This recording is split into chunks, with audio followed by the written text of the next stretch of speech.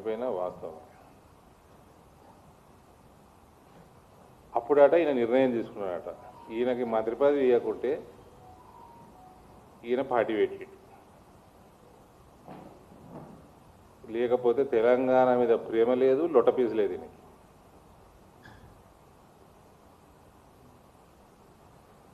Osmania students, కళాకారులు, professionals వీళ్ళందరూ కలిస్తే, అన్ని పార్టీలు కలిస్తే ఒక ఉద్యమం తయారై, okay we give credit to KCR, not that we don't give credit, నడిపిండు అని వీళ్ళందరూ కలిస్తే తెలంగాణ సాధించడం జరిగింది. ఇదేదో ఆడ ముగ్గురు చనిపోతే వాళ్ళ కోసం ఈయన కంకణం కట్టుకున్నట్టు పొంగనాలు కొడుతుంది ఈయన జగిత్యాల. ఇక లై డిటెక్టర్ టెస్ట్ నాకు పెడితే సెకండ్కి ఒకసారి liar liar liar liar liar అంటుంది అది కేసీఆర్.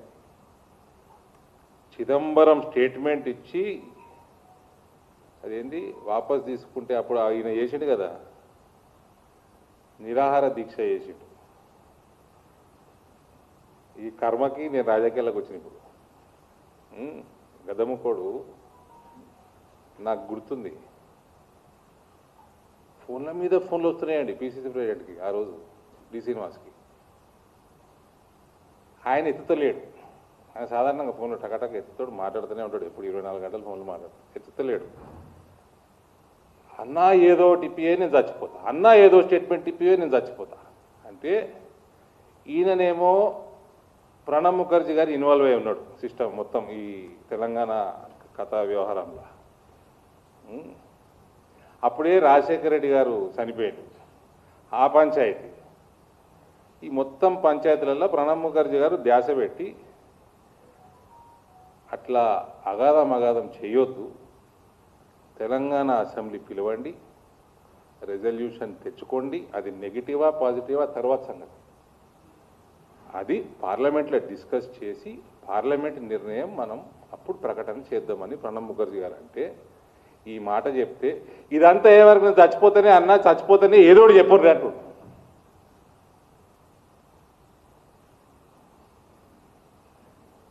చచ్చిపోతే నీ బాధ్యత, చచ్చిపోతే సీనన్నా నీ బాధ్యత అంటే, మన ఆయన చూడనీకే గంభీరంగా ఉంటుండే కానీ మనసు చాలా సున్నితంగా ఉండే.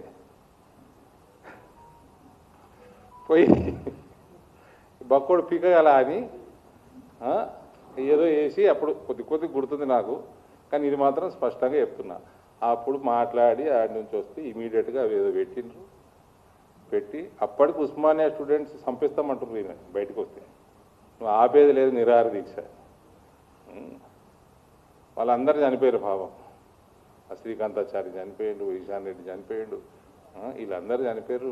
నీకు నీ పానమే పానమా అని ఉస్మానియా వాళ్ళు భజంత్రి చేయడానికి బయట సిద్ధంగా ఉన్నారు. ఈయన సీనని నమ్ముకున్నాడు.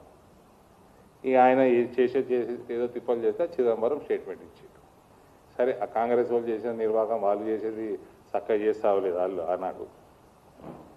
ఇచ్చిన స్టేట్మెంట్ గమ్మున ముందుకు వెళ్ళిపోతే అయిపో. ఇది అసలు కథ. పులి నోట్ల ముఖం పెట్టిన ఇవన్నీ లొటపీస్ మాటలే, ఇవన్నీ ఏమీ లేదు. తెలంగాణ ఉద్యమాన్ని రాజకీయానికి పర్ఫెక్ట్గా వాడుకున్నాడు. ఎవరు జయశంకర్ లాంటి వాళ్ళు, ఆయన రావు గారు ఉండే ఇరిగేషన్, అట్లాంటి వాళ్ళు చాలామందిని వాడుకొని మోసం చేసిన వ్యక్తి కేసీఆర్. కేవలం కొడుకుకి బిడ్డకి మేపనీకే తెలంగాణ వచ్చినట్టే ఇంజినకి.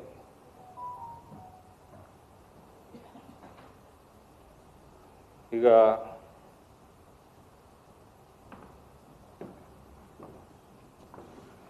ఆంధ్ర రూల్ చెరువులు నాశనం చేసిండ్రు, నేను తెచ్చి మిషన్ కాకతీయ పెట్టిన 46,000 చెరువులట మధ్య చేసినట్టు. 46 చెరువులు కూడా ముట్టుకోలే ఈయన. ఆ మిషన్ కాకతీయ నిధులు మొత్తం గోల్మాలి. మీరందరూ సీనియర్ జర్నలిస్టులు ఉన్నారు, ఓ టైంలో రాజశేఖర రెడ్డి కానీ చంద్రబాబు నాయుడు కానీ ఒక అడ్మినిస్ట్రేటివ్ సిస్టమ్ ఉంటుండే, మేజర్ ఇరిగేషన్ ఉంటుండే, మీడియం ఇరిగేషన్ ఉంటుండే, మైనర్ ఇరిగేషన్ ఉంటుండే. ఇటువంటివన్నీ మైనర్ ఇరిగేషన్లకి మీడియం ఇరిగేషన్లకు వస్తుండే, వాటికి నిధులు ఉంటుండే, వాటికి సపరేట్ మంత్రులు ఉంటుండే, బ్యూరోక్రాట్స్ ఉంటుండే, వాళ్ళ గ్రౌండ్ లెవెల్ దాకా సిస్టమ్ ఉంటుండే. ఇవన్నీ నాశనం చేసిండండి. నాశనం చేసి ఒక్కటి చేసిండు, ఇరిగేషన్ అన్నది ఒకటి చేసి మళ్ళీ ఇటువంటి వాటికి దాని కింద మిషన్ కాకతీయ అని తీసుకొచ్చి సెంట్రలైజ్డ్ కరప్షన్ కోసం చేసిన వ్యవహారం ఇది. ఎక్కడ పోయినాయండి? మూడు ఇరిగేషన్ డిపార్ట్మెంట్, ముగ్గురు మంత్రులు, కనీసం 2 మంత్రులు ఉంటుండే. మొత్తం బంద్. కరప్షన్ సెంట్రలైజ్ చేయనీకే ఈ చేంజెస్ తీసుకొచ్చిండు ఈయన. మొత్తం ఇరిగేషనే కాదు, అగ్రికల్చర్ నాశనం చేసిండు, హెల్త్ నాశనం చేసిండు, ఎడ్యుకేషన్ నాశనం చేసిండు. అన్నీ 1 by 1 అన్నీ వస్తాం. కేసీఆర్ తెలంగాణని నాశనం చేసినంత ఎవ్వరు చేయలేరండి. 10 మంది రేవంతులు వచ్చి చేద్దామనుకున్నా చేయలేరు. బ్రహ్మాండమైన సిస్టమ్ని, అడ్మినిస్ట్రేటివ్ పొలిటికల్ సిస్టమ్ రెండింటిని నాశనం చేసాడు కేసీఆర్. ఇంకా మనిషి మారిండా అంటే ఇంకా మారలే. నిన్న జగిత్యాలు వచ్చి గంట సేపు మొరిగిపోయిండు. కానీ ఆ సంజయ్ కుమార్ని ఒక మాట అన్నాడా? అక్కడ ఎమ్మెల్యే ఎవరైతే బీఆర్ఎస్ టికెట్ మీద గెలిచి కాంగ్రెస్కి పోయిండో ఆయన మాట అన్నాడా? చెప్పండి. ఆయన తోటి కూడా టచ్లో ఉన్నాడు. This is KCR. ఈయనకి తెలంగాణ మీద ప్రేమ లేదు, తెలంగాణలో ఒక వ్యక్తి మీద ప్రేమ లేదు. ఈయనకి కుటుంబ సభ్యులు, కుటుంబం తప్ప, మేసుడు తప్ప నయా పైసా ఈ ప్రాంతం మీద ప్రేమ లేదు ఈయనకి. ఈయన ఉద్యమం నడిపింది మొత్తం పవర్ కోసమే. మళ్ళీ ఈయన జాతిపితనట. సిగ్గుండాలే జాతిపిత అనేటోని ఈయన ఎవరైతే అంటున్నారో.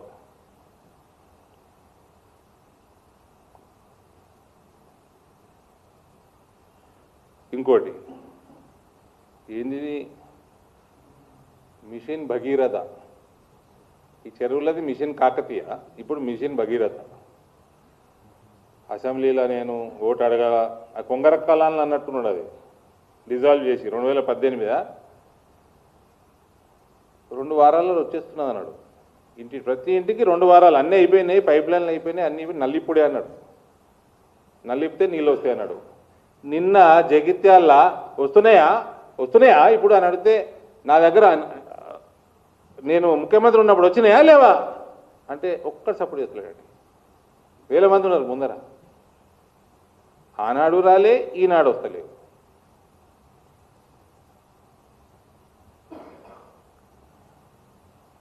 ఏమనంటే వీళ్ళిద్దరికి లాగుల మీద ప్రేమ ఏందో నాకు అర్థం కాదు.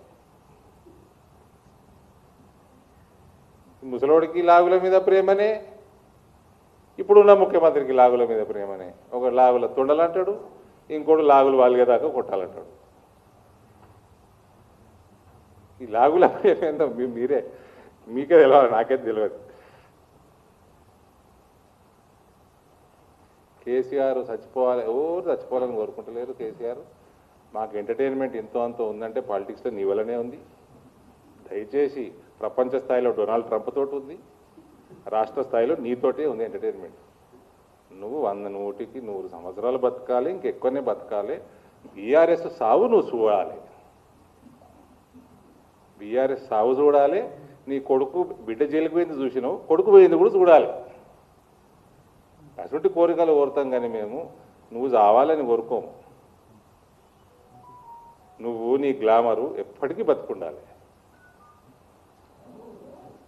దరిద్రం పోయేదాకా కేసీఆర్ కొట్లాడుతూనే ఉంటాడట. ఏం అవసరం లేదు కొట్లాడు. 2 ఎయిర్ టికెట్లు నీ కొడుకుకి బిడ్డకి వాపస్ అమెరికా పంపించి ఎయిర్ టికెట్లు కొనిచ్చి దరిద్రం పోతుంది. ఇద్దరిని పంపించేస్తే చాలు, తెలంగాణకు పట్టిన దరిద్రం పోతుంది. వాళ్ళకి బిజినెస్ క్లాస్, ఫస్ట్ క్లాస్ ఇప్పించేయి. వాడు సంతోష్కి, హరీష్కి ఎకానమీలో పడాయి. 4 టికెట్లు ఇప్పించేయి, దరిద్రం వదిలిపోతుంది తెలంగాణకి.